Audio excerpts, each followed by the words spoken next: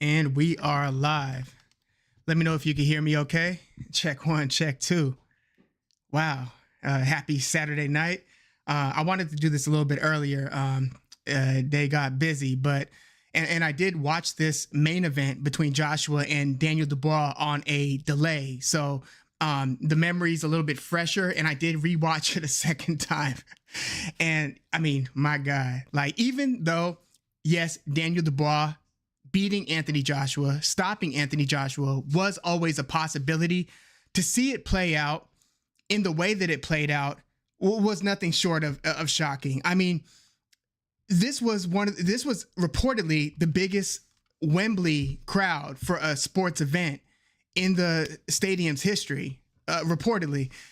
And for Anthony Joshua, the biggest British boxer, one of the biggest British boxers ever, one of the, I would say, two most famous and biggest fighters. It's only Canelo who I think it might be a bigger fighter than Anthony Joshua. Ventru is in the house. Thank you for coming through. Yeah, I know this is an odd time for it, but I just wanted to get on a live to react to this sooner rather than later. It does not seem fitting that AJ gets knocked out in front of the most massive audience in UK boxing history. You know what I mean? Like, he built the modern era of UK boxing is largely on Anthony Joshua's shoulders. Yes, there were a lot of other, Ricky Hatton, Kell Brook. I mean, there have been other very good fighters in recent history, but in terms of elevating it to crossover stature, Anthony Joshua's been that guy. And for him to dramatically get knocked out, and for the old lion, if you will, to get eaten by the younger lion in such a dramatic fashion, it was just one of those, events where you'll remember where you were for this event, and you will remember what your initial reaction was. And I mean, let's get right into it. So Daniel Dubois knocks Anthony Joshua out in the 5th round, and both of these guys had a lot of momentum and confidence going into this fight. Noel's in the house. Thank you for coming through. But my goodness, within the first 30 seconds of this fight, Anthony Joshua was hurt badly. And here's the thing. He couldn't get out of the way of Dubois' right hand, nor his jab. He couldn't slip the punches. You could see he was trying to time the counters. He was trying to counter with the right hand. But Daniel Dubois he took center ring as soon as the bell rang. He established that within the first 5 to 10 seconds of this fight. Mr. Toad is in the house. Thank you for coming through. You said everything was set up for AJ to become a 3-time champion, to earn that IBF belt against Daniel Dubois. And yeah, he got wrecked in this fight. Boy, was that shocking. And again, Daniel Dubois took center ring as soon as the bell sounded, and he was backing Anthony Joshua up, snapping his head back with that hard jab. And within the first 30 seconds of the fight, he had Joshua hurt with an overhand right. And I feel like Joshua never truly recovered from that initial moment. And here's the thing. He gets dropped late in the first round, right? He gets hurt really badly. And by the end of the second round, that was the round where the ref miss? No, the ref missed it in the 3rd round. In the 2nd round, AJ he was overwhelmed by Daniel Dubois' punches. But at the end of the 1st round, you knew that AJ would have to have some sort of a historical recovery to come back in that one. So he gets hurt in the first 30 seconds of the fight, gets hurt again within the first minute of the 1st round, and then he gets dropped within the last 20 seconds, 10 to 20 seconds of the 1st round, gets dropped, where Anthony Joshua hits Daniel Dubois with a nice uppercut. And then they trade punches and they both miss. And then Daniel Dubois catches AJ with an overhand right. And even when AJ hit Dubois with that uppercut, he never deterred Dubois. With the few good punches that AJ landed, Dubois walked right through them. And the narrative coming into this one is that Daniel Dubois could not walk through Anthony Joshua's punches in the way that he walked through Philip Ergovich's power. But again, he was just never deterred. And he was just on a mission. He had the bounce in his step. He was backing AJ up with the jab, just looking for every last opportunity to throw that right hand. Like he almost didn't respect AJ or his power in that ring, which was, I mean, it was eye-catching. Anthony Joshua's psyche was all messed up after the first 30 seconds. He knew that he had to do something to create a tectonic shift because Daniel Dubois was out hunting for AJ. He wasn't biting on the feints. If anything, it was Daniel Dubois' level changes and his feints that had Anthony Joshua kind of backing up and second guessing. And again, every opportunity that Daniel Dubois had to create an exchange so he could let that right hand go followed by a left hook, he would do so every chance he got. And yeah, the bell saved him out, at the end of the first round. You saw the way that AJ went down. He went down on his gloves. And when he got up, he had that, whoa, kind of that drunken, I could barely stand up look as he was kind of taking drunken steps backwards. They could have conceivably stopped that. Like when Vernon Forrest got stopped by Ricardo Mayorga. Vernon Forrest beat the 10 count, but he kind of staggered back a little bit. He had like a little glazed look in his eye, but he was up.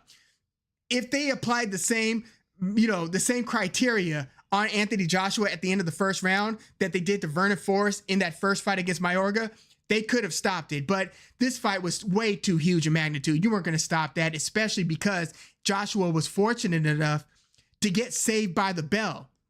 So he gets saved by the bell, and you could tell as soon as the second round starts, he gets hurt badly within the first 30 seconds of the second round.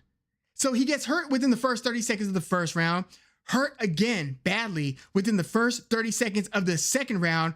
And by this point, Dubois was all over Anthony Joshua. And again, Joshua could not escape the jab, nor could he escape the right hand. And you saw what he was trying to do. He was the one kind of circling and backing up as Dubois bouncing, coming forward. Every, chance he gets, sticks out the jab and sets up the big right hand.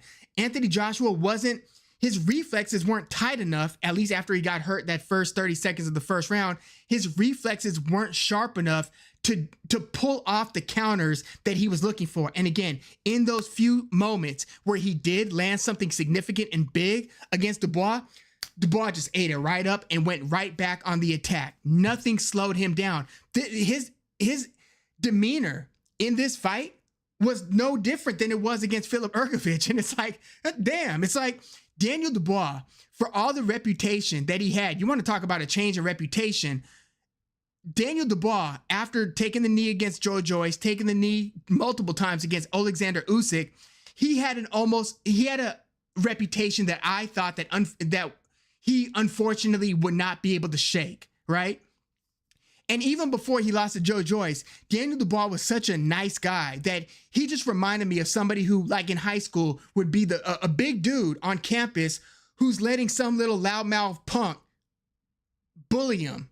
You know what I mean? Where you're like, man, if this big dude who's got all these physical gifts could only like stick up for himself, stand up for himself, he could mop the floor with this little dude. But like, he kind of gets bullied by the little guy. That's kind of the demeanor that I thought Daniel Dubois kind of carried. And again, I thought that before the Joe Joyce fight. So then you see him lose these two fights, and boy, if you were to have told me like a year and a half ago that Daniel Dubois would rattle off 3 wins in a row against Jarrell Big Baby Miller, I'd say maybe with that one. Philip Ergovich, you remember he was a big underdog in that Ergovich fight. And then against Anthony Joshua, stopping all 3. His reputation within a calendar year has shifted from a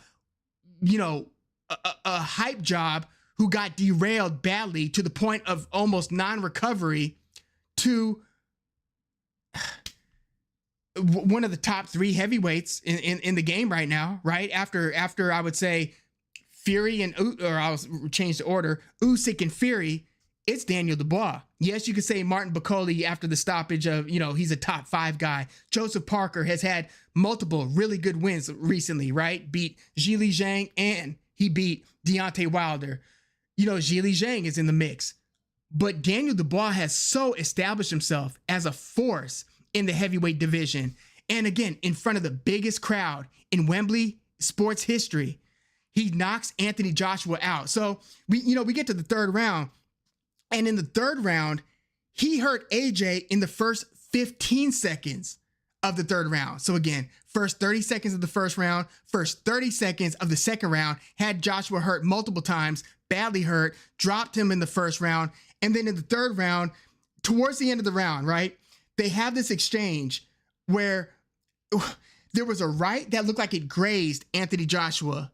And then he followed it up with a left hook that if he missed, I'm not sure if he missed with that right hand. He looked like he scraped him with the right hand, but then he follows it up with a left hook. And that left hook badly knocked Anthony Joshua back into the ropes. And then Anthony Joshua falls forward to where both gloves touch the canvas and the ref misses the call. So then Anthony Joshua gets knocked into the ropes and he gets absolutely clobbered for the next few seconds as they end the round. And they scored a knockdown. Anthony Joshua beats the 10 count, and that's the close of the round. Anthony Joshua did not need to take those extra 4 or so punches with the ref missing that second knockdown in the third round. That was so brutal. And yeah, again, I don't think Anthony Joshua ever recovered from the first round, let alone the third round. So everything after that is all academic. Fourth round, I mean, Anthony Joshua started to mount a bit of a comeback. The look on Eddie Hearn's face after the third round. And here's the thing. After the third round, they show Eddie Hearn's face and he's just standing there just super, just in shock, looking, just looking horrified. And then they start the round. And within the first 5 seconds of the fourth round, Anthony Joshua gets hurt again. So he got hurt within the first 30 seconds of rounds 1, 2, 3, and 4. So you want to talk about asserting yourself. Daniel Dubois made it a point to start every round hurting the guy, visibly hurting the guy. And again, Anthony Joshua I wouldn't be surprised because remember, when he got beaten up by Andy Ruiz, he said after that first knockdown, he doesn't even remember anything else that happened in that fight. I wouldn't be surprised if Anthony Joshua remembers very little of what happened after first getting hurt against Daniel Dubois. I mean, he might vaguely remember just, there being a massive crowd and him just knowing he was in deep stuff, second round, third round, fourth round. And then he starts to even mount a bit of a rally, hurts Daniel Dubois in the fifth round, early in the fifth round, hurts Daniel Dubois. And then he makes, the uppercut was sneaky. That was one of the things that he was looking to set up. And again, let's not forget what the expectations were going into this fight. About 80% of people thought Anthony Joshua was going to win this fight. Most who thought Anthony Joshua was going to win thought it would be by knockout. So we will always have that hindsight, phenomena as time passes and we get used to letting a fight and its results settle in. But never forget what you thought was going to happen going into this fight. And yes, we all knew Daniel Dubois had a puncher's chance. We knew he was dangerous. We knew he was confident. We knew that Anthony Joshua was vulnerable, even though he was bringing a ton of momentum into this fight. But Anthony Joshua was supposed to win this fight. You saw Tyson Fury's look after Joshua got smoked. He just had that, well, there goes my payday look on his face. And he walked away. And I think he eventually returned to the ring, but he looked disappointed. And was that Conor McGregor celebrating every time Anthony Joshua got dropped? What was up with that? I remember Conor McGregor pouring a beer or some beverage. It wasn't proper 12. It looked like a beer, pouring it down Anthony Joshua's throat after I think Joshua's knockout of, was it Robert Helenius or was it Otto Wallin? I forgot, or was it Francis? I don't think it was Francis, but you remember that Conor McGregor was ringside and he started just pouring his beverage down AJ. How you go from that to jumping up and pumping your fists and celebrating every time Anthony Joshua hits the canvas? I don't know what's up with that or what their history is. Jay Foreman's in the house. What's up? Thank you for coming through. Let me get to some of what y'all are saying before I get back to, some of the notes and takeaways from this one. But what I was going to say before I get to some of your comments, Anthony Joshua made a mistake, and it's a mistake that a lot of people call. A lot of people know that this is a mistake, or at least that it's risky business. When you start throwing backhanded uppercuts, right? sometimes it could be a game changer. You could hit the guy with it. It changes the whole fight. Remember Alexander Povetkin knocking Dillian Whyte out cold with a beautiful uppercut. There is value in throwing those sneaky uppercuts. And that was one of the shots that AJ was looking to set Daniel Dubois up with.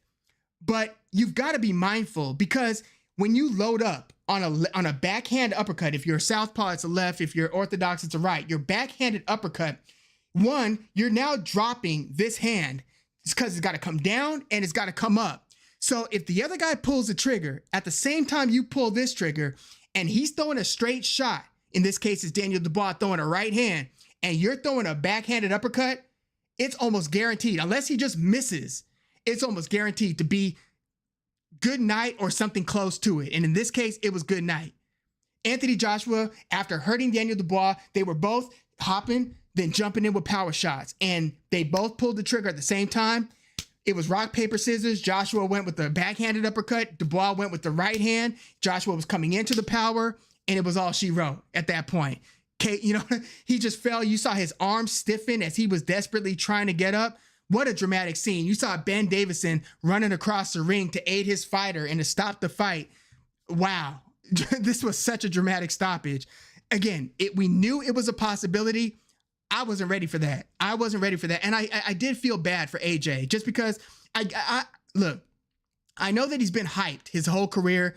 I mean, he was an Olympic gold medalist. He earned that Olympic gold medal, but he was hyped as a pro, but he started checking the boxes. I mean, I don't know if he's going to fight again. I presume he will return to the ring, but I don't know. Does he want to climb that mountain again?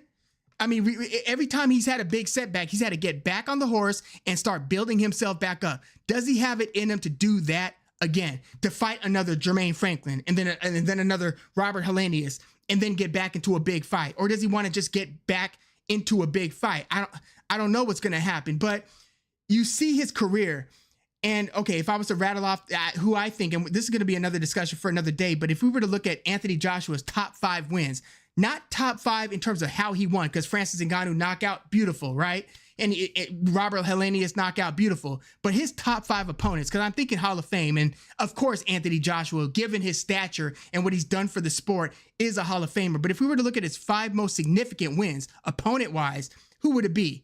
Vladimir Klitschko, I would say Alexander Povetkin, Joseph Parker, probably Andy Ruiz, and Dillian Whyte. I think that would be the top 5 that I would go with. But I felt bad because this was like a stage that Anthony Joshua and his career and his stardom earned. He earned this Wembley stage. If Daniel Dubois was truly the A side and it was against somebody not named Anthony Joshua, this crowd would not have turned out. They would not have broken records attendance-wise. So it's like Anthony Joshua was like the reason for the season, right? It was a Riyadh season event at Wembley. Why? Anthony Joshua. And yes, it was Britt versus Britt, but Anthony Joshua. And he gets knocked out in this fashion and gets beaten from the opening bell damn near throughout the 5 rounds and gets knocked out in that fashion in the 5th round. I felt for him. And, and he was still classy, obviously, after the loss. But it's like, damn. The biggest of stages, his Madison Square Garden debut gets knocked out by Andy Ruiz. And in this case, sets records attendance-wise, gets knocked out by Daniel Dubois. Let me get to some of what you're saying. Let's see. John Martin asked, any of you guys bet on Daniel? No, I sure didn't. I had Anthony Joshua winning this one from 8 to round 10, stopping him somewhere in there. I was kind of back and forth between that and Joshua by decision. Let's see. Mr. Toad, AJ signaled to the crowd right before he rocked Dubois bad and almost got one of the coldest I'm him comeback moment. I thought that it was about to happen. I was watching this with my dad, my mom, and I have a newborn baby that was sleeping in the other room with my girl, and I was like, if Anthony Joshua pulls this off, this would be an absolutely historic comeback. And when you say that he was signaling to the crowd, are you talking about when he beat his chest both times? Because I almost looked at that as being like, I'm going to go out on my shield is how I saw that. Or if any of you are Star Wars fans, in the first Star Wars movie, A New Hope, when Obi-Wan is fighting Darth Vader and his lightsaber looks like it's running out of battery, and then he sees Luke and kind of gives, it's not a total wink, but he looks at Luke like there's an understanding, like, I'm about to do this, and he ends up withdrawing his lightsaber and letting Darth Vader strike him dead so then he could reemerge as spirit and advise Luke. I looked at Anthony Joshua kind of doing that chest beating thing, like, I'm about to go out and I'm about to go out on my sword. That's how I read that. But you said, if we're talking about the same gesture, you're saying that he signaled to the crowd before he rocked Dubois. But yeah, he sure did rock Dubois. And that just increased the intensity. And this whole fight was intense. Even before Anthony Joshua got hurt 30 seconds into the fight, every moment felt intense because both of these guys were throwing absolute bombs at each other. Oh, man. Daniel Dubois, what an attitude change. Like it's like he woke up one day and realized he had superpowers. It's like, you've had it all along, right? And but it took him to lose twice and to wake up one day, look at his fist, see that he's got this God-given ability, and to say, hey, I don't need to be worried about these guys. These guys need to be worried about me. It's almost like he had to have an epiphany and a realization that, hey, you know, I'm the problem. You know what I'm saying? I'm the problem. Like, these guys aren't a problem to me. I'm the problem in this division. And that attitude, coupled with those physical gifts, coupled with his motor, because we saw him stop Jarrell Miller in the 10th round. We saw him walk through fire through several rounds and get to and walk down Philip Ergovich and beat him up and finish him in, what was it, like the 8th or 9th round in the back half of the fight. So it's like, you got to deal with this firepower. He keeps on throwing these bombs, and he could do it and carry that power carry the power and the activity late into fights. That's a bad mixture right there. That recipe is a recipe for disaster for opponents. So yeah, I can't wait to see Usyk versus Fury 2. We'll see if either one of those guys fight Daniel Dubois after they handle business against one another. I get the impression, because look, I don't think it's a given that Usyk wins this. If Fury wins, they have to run it back a third time, especially now that Anthony Joshua fight is not on the table. Yes, they would run it back, I'd imagine, unless one of them decides to retire, that they would run it back a third time if Fury wins. Big if. But let's see. Lee Van is in the house. Thank you for coming through. That overhand right was sloppy and telegraphed. AJ just watched it coming with chin up and hands down. Yeah, how did AJ not avoid jabs or right hands? He was just eating them all. Maybe eating isn't the word. Eating is when you digest, when you eat it and keep on coming. AJ would eat it and withdraw and get wobbled. How many times did we see AJ hurt in this fight? I felt like it was at least 8 times. 9 times, like where he had a clear wobble or a knockdown. Let's see. Mr. Toe said Usyk and Fury don't have much time left. We might see Dubois running heavyweight for a bit. Yeah, I do want to see what it looks like when he fights Zhili Zhang, because Zhili Zhang is a southpaw. I mean, we'll see. And he does throw bombs. Is AJ going to come back? Let's see. Ventru, yeah, that missed call and the ref calling that other one a slip. I thought they were stopping the fight, when he called that one a slip. Both of those were very puzzling, because it was clear to everybody but the ref that the gloves hit the canvas, right?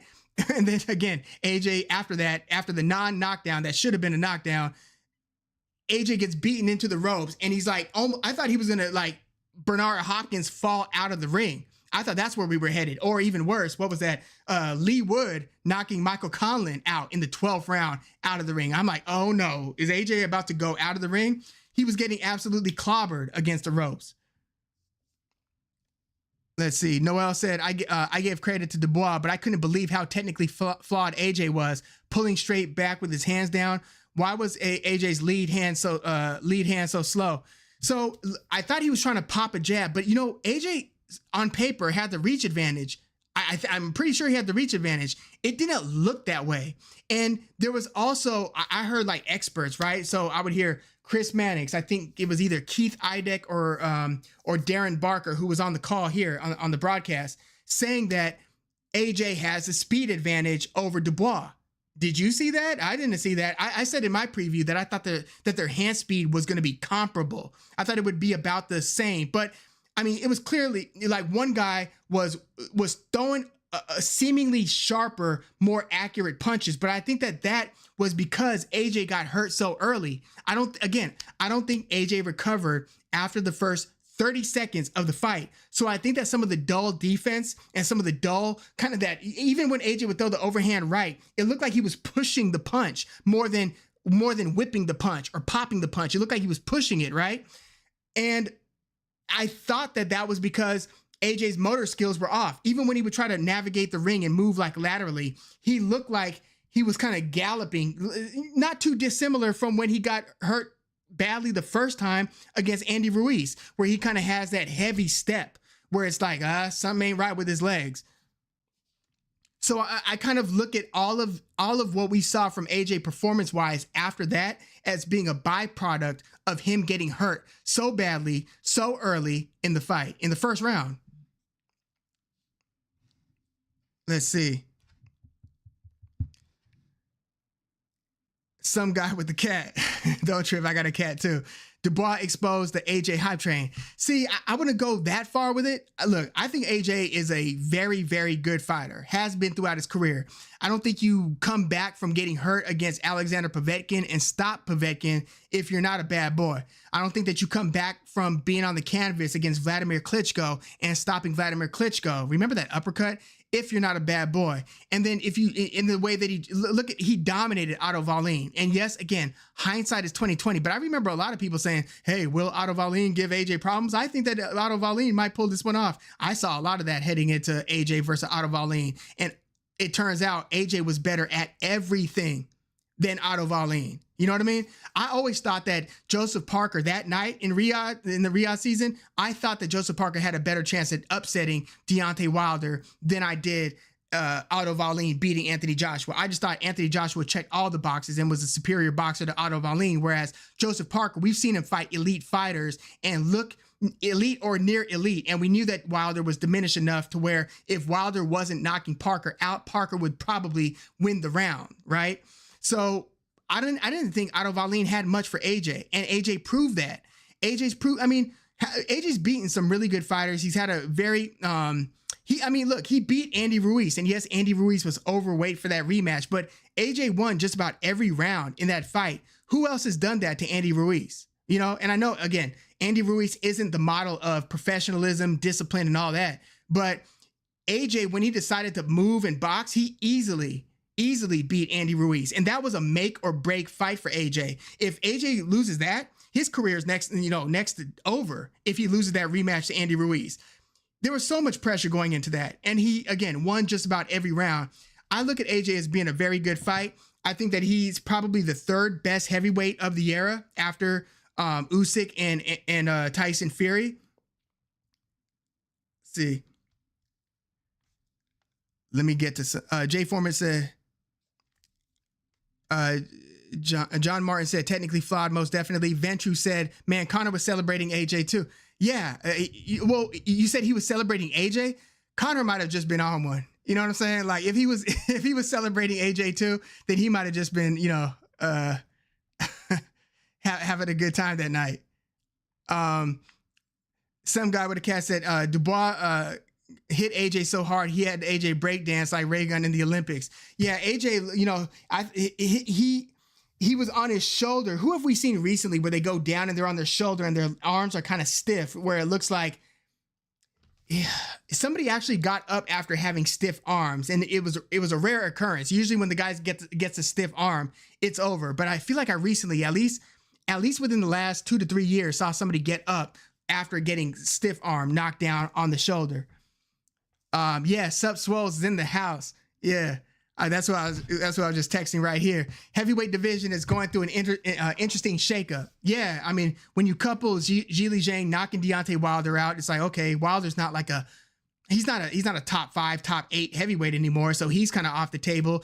Tyson Fury gets beat by the cruiserweight, by the middleweight, by the cruiserweight coming up, and Usyk has 2 Hall of Fame careers. He's got a Hall of Fame career at cruiserweight, and he's got a whole separate Hall of Fame career at heavyweight. Remarkable. But if you were to have told me when Usyk was at cruiserweight, because I remember having these discussions, can Usyk beat Anthony Joshua?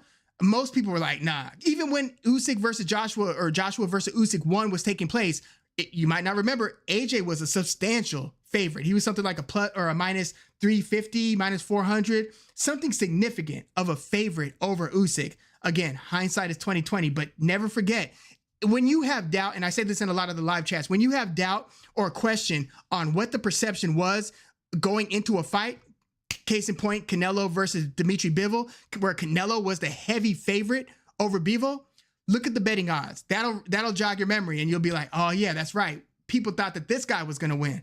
So yeah, if you were to have told me when Usyk was a cruiserweight that he'd go and not only beat Anthony Joshua, but that he would also beat Tyson Fury, the Gypsy King, and hand him his first professional loss, and also that win against Daniel Dubois, stoppage win for Alexander Usyk over Dubois, that's a win that's going to age very well.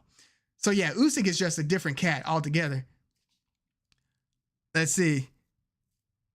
Yeah, Noel. Yeah, exactly. AJ threw that uppercut from too far away. I think that his balance, his distance, his measurements, I think everything was kind of screwy. Like it's almost, it's like you're drunk and trying to like operate sharply. Like he wasn't all there. He was operating on heart. And let's not discount the heart that he showed, because he had plenty of times in that fight where he could have pulled the exit plug. He had a lot of pride. He had a lot of fight in him. He tried. I just don't think that he ever got right after getting hurt. Let's see. Lee Van said AJ used to whoop Dubois' ass when they fought for the British Olympic team. Maybe he was overconfident because of that. So I've heard that, but I've also heard that Dubois famously hurt AJ, and that's actually what got Daniel Dubois the contract with Queensberry, was because the rumor was out that Daniel Dubois, hurt AJ badly in sparring. So he kind of became a thing. Yeah, I remember when Errol Spence was a young professional, there was like word that Errol Spence hurt or even dropped Floyd Mayweather in sparring, and that elevated this reputation and the mystique of Errol Spence at the time. Mr. Toad said he took too much damage to come back. He can have a money fight with Wilder, but he won't get a belt. Now, for him to have a money fight with Wilder, do him and Wilder have to return to the ring and beat somebody? Or is it like, no matter when you stage that fight, it's gonna do big numbers because it's that fight that we always wanted, just not nearly at the time that we wanted it. Is that what we're gonna get? I would still be interested, but it's like, I think that now we're dealing with such diminished versions of both that again I'd be interested to see it, and I'd be glad that both guys are getting paid, but you get the impression at that point that you're no longer dealing with elite heavyweights. It would almost be like, I would have said the rematch between B-Hop and Roy Jones, but B-Hop was still on top of his game. Roy Jones was a shell of himself by the time they rematched. Let's see. John Martin said the Pain Game channel said AJ had better defense. I say there was no defense. Yeah, his defense was terrible. He was way too easy to hit. Way too easy to hit. Yeah, Jay Foreman said, I'll be honest, I didn't think much of Dubois. Sometimes it's good to be proven very wrong. So yeah, sometimes it's very exciting. Most people didn't even think he would beat Ergovich. I didn't think he would beat Ergovich. I thought that there was a chance, but I thought that he might get stopped late and get tired of taking, eating shots by the better boxer and would pull for lack of a better term, and I don't mean this disrespectfully, I just mean this in terms of what the public perception would be, pull the quit switch or hit the quit switch, I don't even like using that term, but again, I'm talking public perception. And I thought that there would be a high likelihood that Ergovich kind of beats Dubois into submission. Wasn't the case. But yeah, it's very fun sometimes being proven wrong. And I didn't think that highly of Dubois either. Yeah, I thought that he was physically gifted, but it takes so much more. Like, you've got to see a guy get tested. You've got to see them walk through fire. You've got to see them recover. You've got to see what happens if plan A doesn't work. You've got to see them fight a southpaw. You got to see them fight a heavy puncher. You got to see them fight a mover. You got to see them tested against all these different styles. That's why watching prospects come up, especially on Top Rank, where they keep on trotting the prospects turn contenders out there to have step-up fights, slight step-up, and they move their guys along pretty well, right? Where it's an incremental step-up, like seeing, F.A. Ajagba. I don't think that F.A. Ajagba is going to be I didn't think too much differently about Daniel Dubois than I do right now about F.A. Ajagba, quite frankly. And again, not to say that F.A. Ajagba doesn't have a good future, you know, in the heavyweight division. He might become a belt holder or a champ one day. And I use those two a little bit differently. Belt holder, you could win in a vacant title against a no-name. You could pick up a belt like that. To me, you either have to defend a belt or win it against somebody significant, like beat the man to take the belt. Champion and belt holder, to me, is not always the same thing. Every champion is also a belt holder, but not every belt holder is a champion. This is just my view on it. Thank you, John Martin. Yeah, he said congratulations on your newborn. Yeah, thank you. MAW is in the house. Smash that like button. Thank you, as always. Yeah, I know I catch up with you sometimes in Boxing Waves live chats too. I always appreciate seeing you there. Thank you. Congrats on Baby Woog. Yeah. Baby Woog is sleeping. Like, he's a heavy sleeper. I'm able to talk this loud. He's over here in another room sleeping, and he's been pretty cooperative on most nights. He is now 2 weeks and 2 days old. Let's see. But thank you, MAW. And thank you, John Martin. Let's see. MAW said Triple D just showed that he's a real one to climb back from a broken face. Yeah, against the juggernaut Joe Joyce to get to where he is right now. I didn't see it coming, especially after the Usyk loss. After that one, I'm like, now everybody's going to try to, like, you know, beat the quit in him. You know what I mean? Nicholas is in the house. Thank you for coming through. I think AJ will continue with a couple more fights, but after this, he's got to be done at the championship level. If it's not the championship level, though, what is it for AJ, right? You said the Fury Wilder fights are still on the table, though, as huge fights. Yeah, you're right. So there is that. But if he's fighting Fury, that's championship level, unless Fury ends up just being totally diminished by the end of this second Usyk fight. Jay Foreman says, saying AJ is all hype or trash is taking away credit from Dubois. Yeah, it's taking away credit from AJ and Dubois, right? I think that AJ has established himself as he's beaten, again, I went through some of the guys that he's beaten. He's beaten way more than that. And yes, he did lose twice, but I said this in the preview for AJ versus Dubois. I feel like you almost have to grade guys who fight Usyk on a curve, you know? It's like, who looks great against Usyk? Usyk is just a different beast altogether. It's like his movement, his angles, his power, his chin. Like, Usyk is just a bad boy. One of the greatest fighters of the modern era, hands down. Let's see. And AJ is not one of the greatest fighters of the modern era. He's the most famous heavyweight of the modern era, and he's one of the best heavyweights of this generation, top 3 heavyweight of the generation, but not one of the best pound for pound fighters of the era. Mr. Toe said, yeah, I love Usyk because he wants all the smoke. Fought everyone there was to fight at cruiserweight, moved up despite being too small. A lot of people thought he was too small, and still being able to beat everyone and keep that 0. How? Ventru said, who do you think should be next for Dubois? Zhang called him out. He wants Usyk too. So it depends on what happens with Usyk and Fury in the rematch. Again, if Fury wins, I think they have the rubber match. If it results in a draw, I don't know what happens. If Usyk wins, nobody was really high on seeing Usyk versus AJ 3. Not to say that AJ wouldn't have beaten or couldn't have beaten Usyk in a third fight. I mean, remember, Usyk versus Fury, first of all, Fury was a split decision. And if it wasn't for that knockdown of Fury, we wouldn't be talking about Usyk being, the undisputed champion at, in 2 divisions. But AJ versus Usyk 2, or Usyk versus AJ 2, was also a split decision. So it's not like Usyk is just like dominating AJ. AJ was in that fight. He rallied back. He hurt Usyk kind of to the body. He outboxed Usyk in a few rounds. A few rounds outboxing and out hitting Usyk. So, but there wasn't a huge appetite because we saw them fight twice for Usyk versus AJ 3. But to answer your question, if Dubois got to wait for Usyk and if it's not determined that he's up next, first of all, you sit back, you take your victory laps, have a parade, do whatever you want to do. be in attendance for Usyk versus Fury. 2, if Fury wins, you're not going to fight Fury because they're probably going to run it back unless Usyk retires. If Usyk wins, Usyk might retire. Think about that. Usyk might retire after beating the Gypsy King again. Even though he did recently say that he wants to fight till, I forgot what it was. Was it 40? It was like a couple more years at least. But I thought that this whole Fury, let's determine undisputed. I thought that was going to be Usyk's swan song. And then you could ride off into the sunset, spend time with your family, enjoy your success. You know what I mean? I thought that was going to be the case, but it sounds like he still wants to stick around for a bit. So if Usyk wins and wants to run it back with Dubois, then you do that if you're Dubois. And now, look, I think that Dubois, confidence-wise, is a different man now than he was even when he entered the ring against Usyk the first time. He's been through more. He took so many shots against Ergovich and walked through that. I almost felt like that was his rites of passage.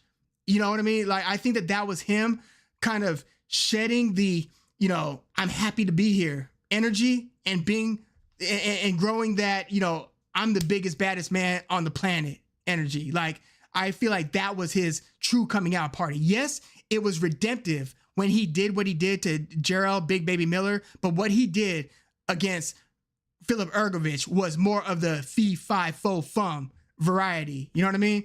I really think that was the confidence builder that just built on the confidence that he was already developing against Jarrell Miller. So you wait for the rematch. You run it back with Usyk if he doesn't retire. If he does retire and if the belts are vacated, then you see where you are with the sanctioning body and try to pick something else up, right? Try to pick up another belt to unify at least 2 of the heavyweight titles. Because as it stands, he's just the IBF champion. Do you fight Zhili Zhang? If I'm Daniel Dubois right now, I go after Joseph Parker. Actually. If I can't get Usyk or Fury for the other belts, I would go for Joseph Parker before Zhili Zhang. I think Parker, even though he's on a nice streak, is vulnerable. We saw him kind of succumb to the power and the pressure of Joe Joyce. I think that Joseph Parker is a big name and a pretty favorable matchup for Daniel Dubois. Yes, Parker could box. Yes, Parker could kind of thump. He doesn't have crushing power, but he could get your attention. He could kind of make you second guess yourself. But yeah, I would target Joseph Parker because he's on a good one right now. And I feel like Joseph Parker deserves something big. Like, why is he not next in line after beating Wilder and Zhili Zhang? Was he?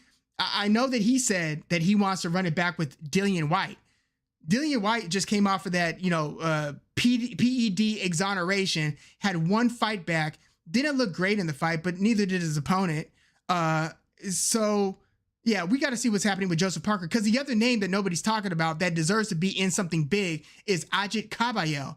After being the first who beat Makhmudov, I know Makhmudov has since lost to Guido Vianello a couple weeks ago, but Ajit Kabayel beat Makhmudov and he beat Frank Sanchez. So he needs to be in the mix against another good fighter. So if I'm Daniel Dubois, I don't know if I fight Ajit Kabayel. There's something about his style. It's kind of tricky. And I think that he might hit harder than Joseph Parker.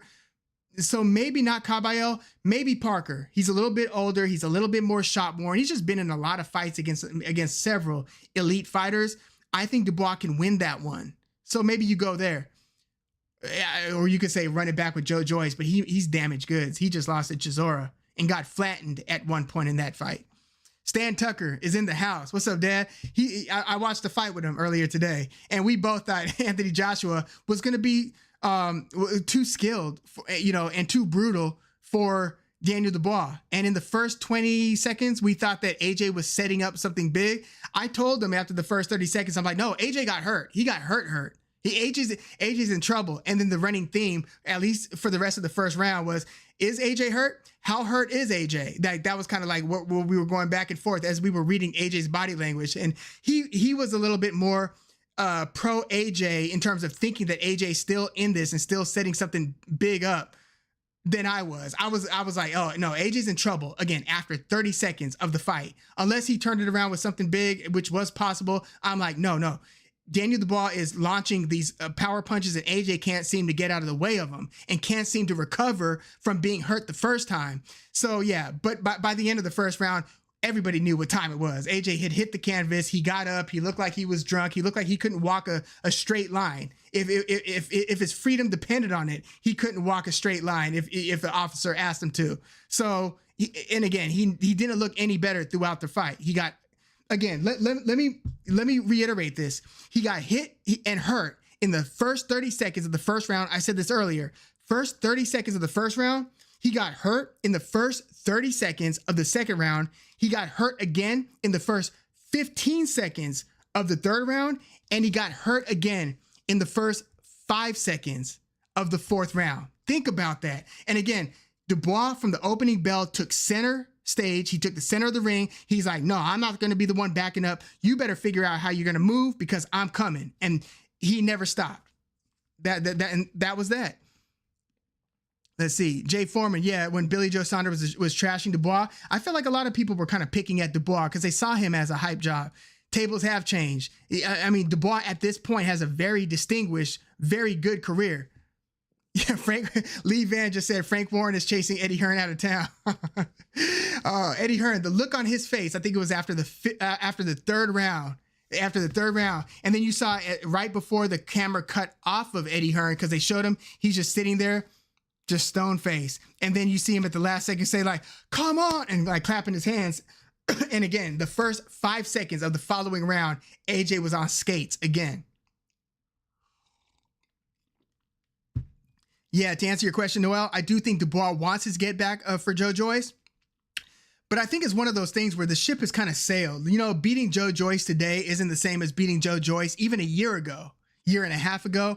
So every fighter wants to get back against every guy that beat them. You know, Canelo would love to fight Floyd. He wanted to fight Floyd for the rest of Floyd's career, and he's going to want to fight Floyd for the rest of his own career. And he's going to want to fight Dimitri. I think he wants to fight Dimitri Bivol.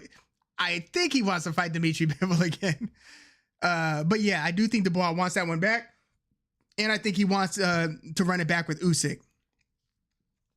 Yeah, MAW. Usyk beating AJ 2 times is enough. Dubois deserves winner of Usyk versus Fury rematch for Undisputed. If available, yeah, Frank Warren is in a great place versus Eddie Hearn. Frank might let Dubois rest to play safe. I hope they do another one of those Queensberry Matchroom. I was telling my dad, and I mean, this is common knowledge, right? But we were talking about how much better of a boxing community right now is thriving in the UK. And it's been that way for years. You know, boxing isn't a top 5 sport in the United States. Hasn't been for years. It's a very niche, these days, very niche community. I mean, it seems like there are more MMA fans in the US, UFC fans at least, not so much the other organizations, PFL, formerly Bellator and other, but UFC, I feel like they're more young, kind of, you know, casual. There are more people who watch those pay-per-views and fight nights, and there are people who would turn into a Luis Alberto Lopez fight, you know? MAW said Parker is next deserving of a title shot. He's done a lot and fought most. Yeah, Parker is very deserving. People forget Caballero schooled Chisora. That's right. He did beat, so that's Chisora. He beat Makhmudov and he beat Frank Sanchez. Yeah, Adji Caballero, I mean, he's a top 6, top 7 guy right now. I saw that Ring Magazine had F.A. Ajagba listed like in the top 8. I need to see Ajagba beat like a real guy. I know he edged Vianello. He beat Johnny Banks, who beat, who's the guy who they were trying to build up during the COVID 2020? Michael Coffey. Remember Michael Coffey? And then he got beat by Jonathan Banks. Oh, not Jonathan Banks. Jonathan Banks is the one who beat Seth Mitchell, the football player, and then got beat by Seth Mitchell. And then Seth Mitchell got beat by Chris Arreola. Who am I thinking of? Jonathan Rice. Jonathan Rice is who F.A. Ajagba beat. Let's see. Yeah, Mr. Toad, you can't call Joshua just a hype train. There was a point when Usyk was still a cruiserweight and Fury was a fat cokehead that AJ would have easily, and at that time, AJ was easily the best heavyweight in the world. So I agree with you with about 80% of that, except for I think that it was still undetermined because remember, Wilder was the long it was a longtime WBC champ still at the time. Still, the only guy who had gone the distance with him was Bermain Stavern, who was, look, people might trash Bermain Stavern because they saw him lose badly later in his career and stuff. Bermain Stavern was a pretty good fighter. Look at his rematch with Chris Arreola. And a lot of people don't think that Arreola is that good of a fighter, but Arreola was a pretty good fighter. Bermain Stavern was probably Deontay Wilder's second best win after the 2 wins against Luis Ortiz. But Wilder, I mean, it was up for grabs between AJ and Wilder. And AJ was the first to lose between the two. So, you know, Fury came back, fought Wilder, but that was around the same time AJ had already lost to Andy Ruiz. So, you know, by the time Fury and Wilder were caught up in their second and third fights, I think before they fought the first time, I believe AJ had already lost to Andy Ruiz. So he was a top 2 heavyweight, but I can't say with certainty that he was the number 1 guy. That's why everybody wanted to see AJ fight Deontay Wilder so bad. Missed opportunity, man. That still pisses me off. Yeah, MAW Rice, you got it. Nicholas, so I actually haven't seen that fight, but I feel like I knew who won because I did see text messages coming in. But I got to see the fight, and then I would be able to determine. But if depending on how he beat Hutchinson, because it looked close through the first like 3-4 rounds, Buassi's been in the mix. Like the thing that held Buassi back is that promotionally he went bad with Eddie Hearn and left. He left Matchroom. So it's like, you're not going to fight Dimitri Bivol, because remember he was Bivol's number 1 contender, I believe, for like a while, and he wasn't in a rush to fight Bivol. So that was on Buassi. Buassi has had a weird trajectory. Like, he should have been far advanced. Like, he should have been fighting at least an Anthony Yard by now. But Willie Hutchinson is a good fighter. I mean, we saw what he did to Craig Richards. He just isn't like a name that's ringing, you know? But yeah, Buassi should be fighting the winner of those two, because who else would it be at light heavyweight? Even though there is David Benavidez, I would like to see Buassi fight Benavidez.